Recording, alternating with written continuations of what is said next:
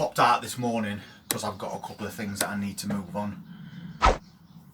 We've got quite a few bits and bobs growing at the moment, and then there's things that we're going to need to prick out and put into bigger containers. We've been doing that over the last few weeks in that lead up to spring, and we've got a tree of brassicas here. Some have not done very good, to be fair, and I think it might be because they're just old seeds, but it's best we find out now. We can always sow some more, but we've got mixed germination in there. You can see that a couple of these, that's Savoy cabbage, and we've got a couple that's come up not very good at all, and I know they're actually brand new seeds, so it's a bit weird. And those are cauliflowers, slightly better. Brussels, basically nothing has come up in there, but then you look at this one, that says broccoli, and that's done really well. But you can see now that we're starting to get too many growing in an area, and we've got to separate those and put them in packs on their own. So I think it's a good time to do that. Basically just pick out the biggest that I can see, and then I've always got the option of leaving the others to grow on a bit longer, but we can make a start on that. And I've also brought all those peppers and that back out again so they can get that light, hardening those plants off at the same time. So the idea today is to make up a tray of 12 plants that will then grow on until they're actually ready to be planted in containers. The longer you leave it, the more dense that root system is going to get. Then it's going to make it harder to separate those plants without damaging them. We don't want to be doing that. Oh, and thank you very much to Anne Trotter for making that donation this morning. Really appreciate that, Anne. And you know we always put that money to good use. So thank you very much for your generosity. Really appreciate it. So we filled that, squashed it down, topped it back off. And what I'm going to do now is I'm going to soak it so that when we prick these seedlings out and put them in, we can get them nice and deep without that compost falling in around the hole that we've made. And then we're on our way to getting a pack of 12 broccoli. And I think there's purple and green in that pack, so it's going to be kind of potluck what we get at. So we'll get this watered and we'll get those moved on. So we'll make sure that this has got a really good watering.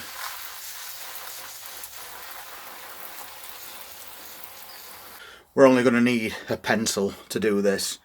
We're just going to make those holes really deep.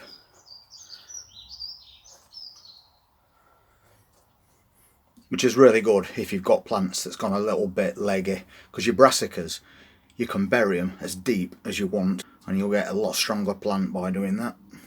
So right at the bottom of that pack, and because we've wet that compost, you can see that those holes stay where we put them. They're not falling back in on themselves, so it makes your job a lot easier. So we'll see if we can get 12 decent sized ones out of this. Pretty simple job.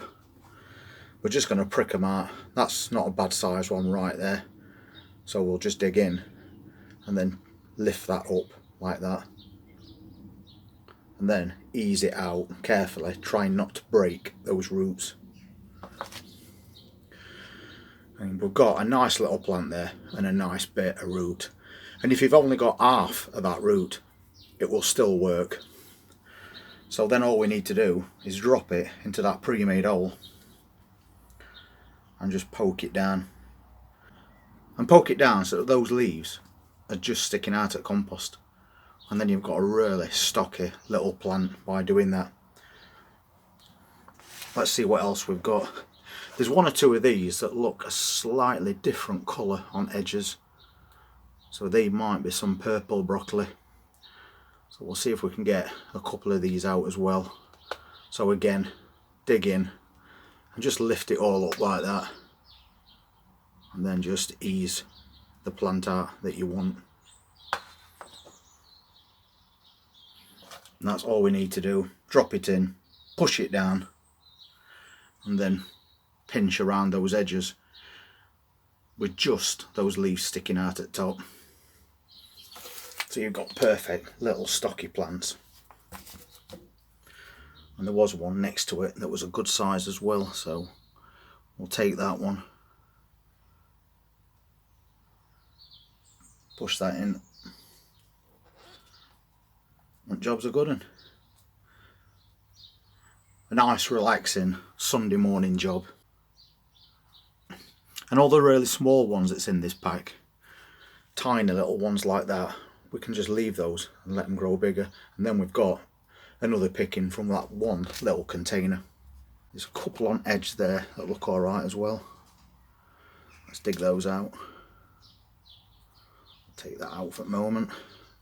Again, nice little bit of root on it. And if you notice, they're all more or less same size. I've got a couple together there again. Let's take those out. Now that one has got a really good root on it. Brilliant. And it don't matter how long your root is, you just curl it around that edge. Take your pencil, and then you can still poke the entire thing down. And there you go. And they're getting a nice bit of sun at the same time. For a change anyway today. We've had quite a lot of overcast weather. These two were stuck together, so it's just a case of gently separating them like that. And then I'll just take the bigger one and get that in.